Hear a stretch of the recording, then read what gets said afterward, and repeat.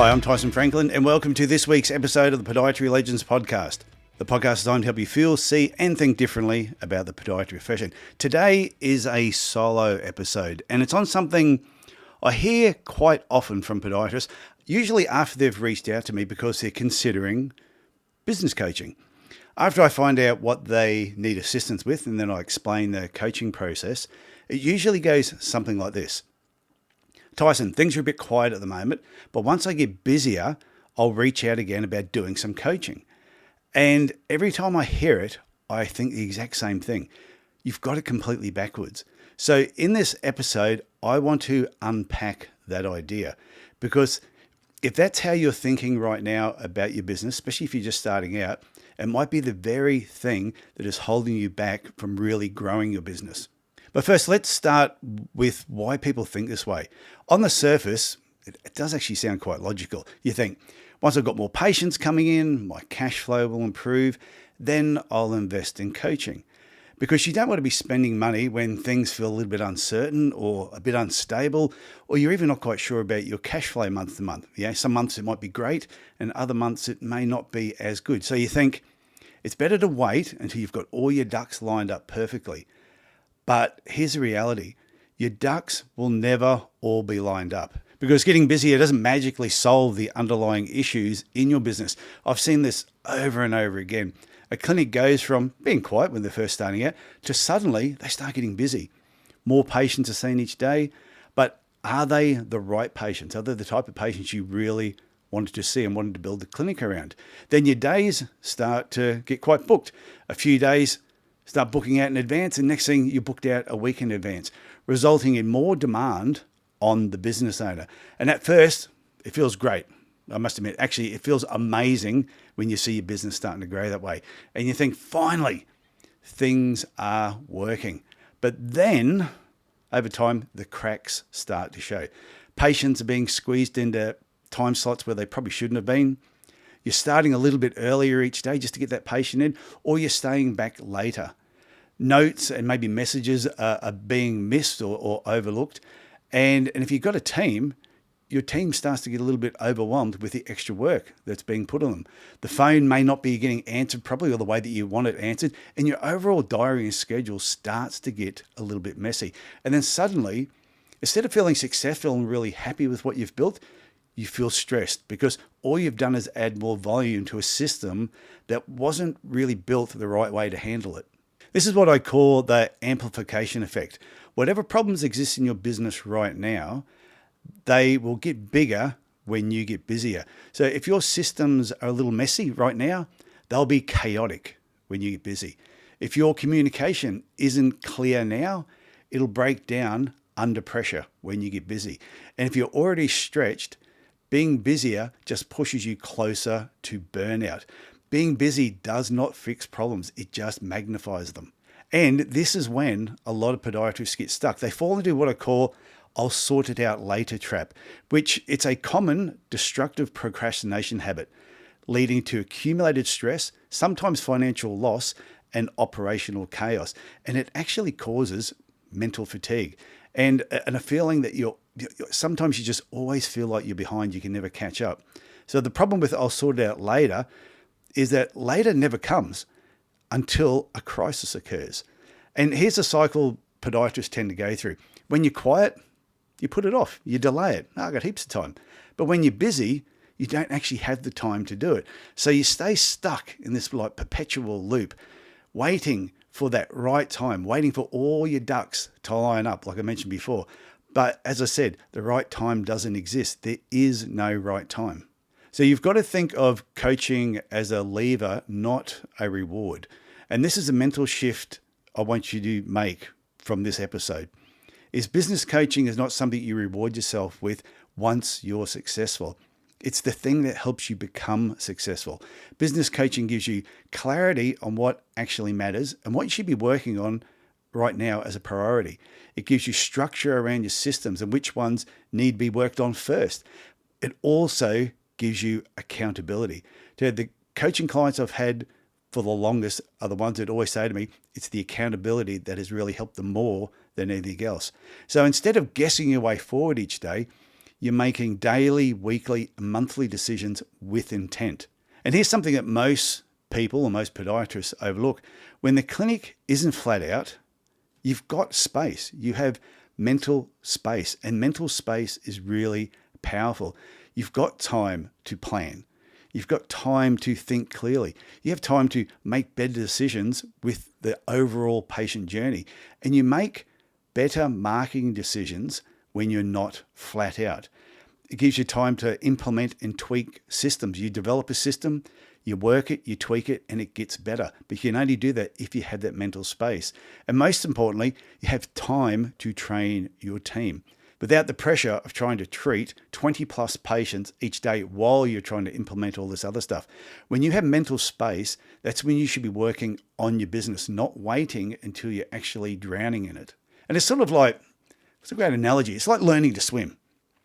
Waiting until you're busy to get a coach is like deciding to learn to swim after you've fallen in the deep end of the pool. Now, you might survive, but it's going to be messy. It's going to be stressful and far harder than it needs to be. So what happens if you wait? Let's step it out. You decide to wait until you're busy before getting business coaching. So 6 or 12 months later, things have improved and you're flat out. And as I mentioned before, you're working longer hours.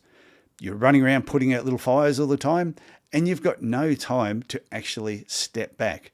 Now, you decide to finally reach out and get some coaching. But instead of building something strong from the ground up, first, we've got to untangle a lot of knots. Then we've got to fix inefficiencies. You may have to rework systems that just have not been working. And you've got to try and create space where sometimes there is no space. Now, of course, it's doable because I have coaching clients who've started working with me with very busy clinics, but they were inefficient clinics. They weren't making the money that they should have been making from the amount of patients that were actually coming through. It was harder, it was a little bit slower, and initially it was a little bit frustrating for them. But once they get through those areas, once we untangle those knots, the business just basically grew from there. In contrast though, the clinics that grow the right way, they do things a little differently. They don't wait for things to get chaotic or for pressure to build before making a change. They prepare for growth before it happens. They invest in setting up systems early, everything from how they greet their patients right through to the completion of their treatment plan and beyond, 1, 2, 3 years later. They invest in strategic thinking early, which is a deliberate, future-orientated mindset that analyzes complex variables to identify unique opportunities that do create long-term value for your business. So when demand increases, the business expands smoothly instead of cracking under the pressure. So here's a question I want you to ponder right at this moment, regardless of where you are. Do you have complete clarity and control over how your business is running? Or are you reacting day to day, making it almost impossible for you to just take a week off without the wheels falling off? Because if you don't feel you're in control now, getting busier will not fix that. And if you've been telling yourself, hey, I'll do it later. That's what we mentioned before. That's the I'll do it later trap. Maybe it's time to rethink that because later usually costs more time. It will cost you more stress and there will be far more fixing to do the longer you let it go. And there's also missed opportunities. If you want to build a clinic that actually runs properly, not just one that just keeps you busy, please reach out. Let's have a conversation. In the show notes, you'll see a link where you can schedule a free 30-minute Zoom call with me. There's no pressure. We're just going to talk about where you are right now and what your next step should be. And if you've listened this far and you think coaching sounds great, but maybe I'm not the right coach for you, that's fine. Just choose somebody. You may want to listen to one of my older episodes. It was episode 137 it's titled 7.5 Questions to Ask Your Business Coach. And I'll just run through those 7 questions or the 7 main questions just to think about if you're considering reaching out to somebody else. First question is, are you a podiatrist? And it may seem like an obvious question, but if you're dealing with an individual, such as myself, then you'll know the answer to that pretty quickly. But if you're considering a coach from a larger organization where there are many coaches and you don't get to choose the coach or who you're going to work with, which is often the case, you need to ask that question, is my coach a podiatrist? I'm not saying you can't learn from someone who's not a podiatrist, but I just think it's very helpful. The second question is how many years have you practiced? Where have you worked? And how many years did you have your business for? And here's an important point. 2 podiatrists with the same amount of experience in the profession does not make them equal. Time in the profession is important, but it is still only one measuring stick. So you want to know what they've been doing over their career. The third question I had was, what was the emphasis of your podiatry clinic? So my podiatry clinic was built around probably 80% MSK biomechanics, 20% general. So if that was the type of clinic you wanted to build, I would be the type of person to talk to. We were doing 1,100, 1,200 pairs of orthotics per year. If you wanted a clinic that had higher orthotic turnover numbers, then I'm probably the person to talk to, not somebody that may have only had a routine podiatry clinic. The fourth question was, when you owned your podiatry business, what was your average profit per year and how many days a week did you work in the business seeing patients? Because you might have a clinic that has a profit of, say, for example, $300,000 or $400,000 a year. But if somebody's working 6 days a week to earn that and somebody else is only working 2 days a week to work that, that is a big difference. So it's a really important question to ask. So question 5, why did you sell your business if it was so profitable? Now, I think this is an awesome question, and it's one I've been asked. No, why did I sell my business if it was so profitable?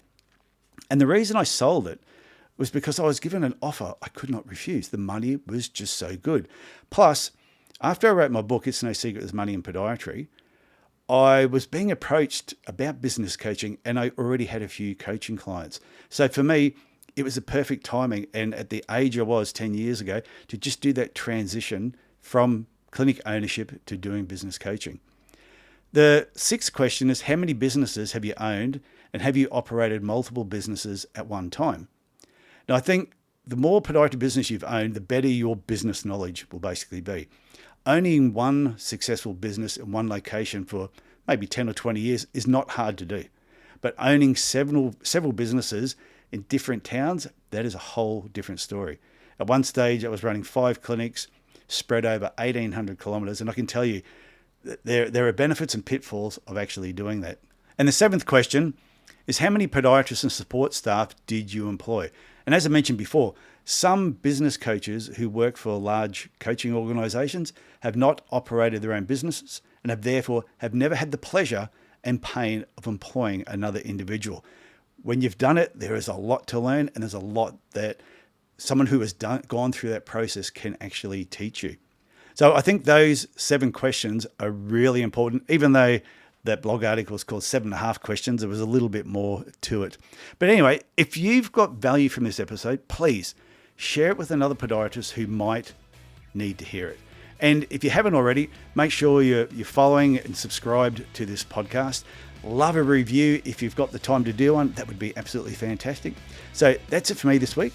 I want you to look after yourself, look after your family, and I'll talk to you again next week. Bye for now.